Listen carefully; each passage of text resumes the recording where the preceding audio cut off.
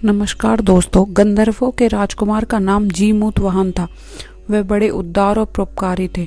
जीमूतवाहन के पिता ने वृद्ध अवस्था में वानप्रस्थ आश्रम में जाते समय इनको राज सिंहासन पर बैठाया, किंतु इनका मन राजपाट में नहीं लगता था। वे राज्य का भार अपने भाइयों पर छोड़कर स्वयं वन में पिता की सेवा करने चले गए। वन में ही जीमूतवाहन को मलयावती नामक राजकन्या से भेंट हुई और दोनों में प्रेम हो गया। एक दिन जब वन में भ्रमण करते हुए जीमूतवाहन काफी आगे चले गए, तब उन्हें एक वृद्धा विलाप करती हुई दिखी। पूछने पर वृद्धा ने रोते हुए बताया, मैं नागवंश की स्त्री हूँ, मुझे एक ही पुत्र है। पक्षीराज गरुड़ के कोप से मुक्ति दिलाने के लिए नागों ने यह व्यवस्था की है। वह गरुड़ को प्रतिदिन भक्षण हेतु एक युवा नाग सौंपते हैं। आज मेरे पुत्र शंखचूड़ की बलि का दिन है। आज मेरे पुत्र के जीवन पर संकट है और थोड़ी देर बाद ही मैं पुत्र विहीन हो जाऊंगी। एक स्त्री के लिए इससे बड़ा दुख क्या होगा कि उसके जीते जी उसका पुत्र ना रहे। जीमूतवाहन को यह सुनकर बड़ा दुख हुआ। उन्होंने उस वृद्धा को आश्वस्त करते हुए कहा, डरो मत, मैं तुम्हारे पुत्र के प्राणों की रक्षा करूंगा। आज उसके स्थान पर स्वयं मैं अपने आप को उसके लाल कपड़े में ढककर वक्षशिला पर लेटूंगा ताकि गरुड़ मुझे खा जाए, पर तुम्हारा पुत्र बच जाए। इतना कहकर जीमूतवाहन ने शंखचूड़ के हाथ से लाल कपड़ा ले लिया और वह उसे लपेट के गरुड़ को बलि देने के लिए चुनी गई वध्यशिला पर लेट गए। नियत समय पर गरुड़ बड़े वेग से आए और वे लाल कपड़े से ढके हुए जीमूतवाहन को पंजे में दबोचकर पहाड़ के शिखर पर जाकर बैठ गए। गरुड़ ने अपनी कठोर चौक को प्रहार किया और जीमूतवाहन के शरीर से मांस का बड़ा हिस्सा नोच लिया।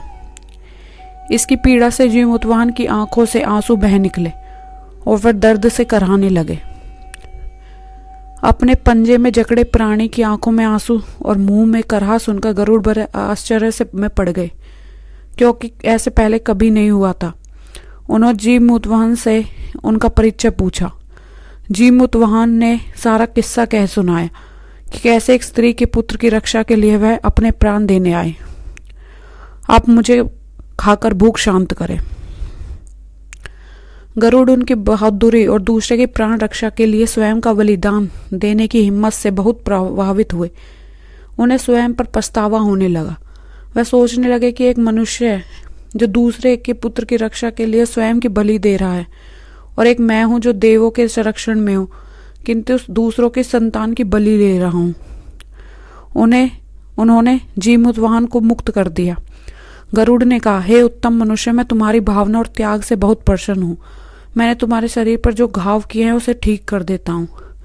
तुम अपनी प्रसन्नता के लिए मुझे कोई वरदान मांग लो।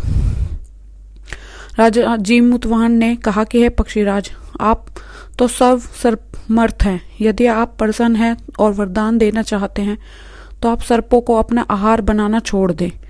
अपने आप जितने भी प्राण लिए हैं उन्हें जीवन प्रदान करें।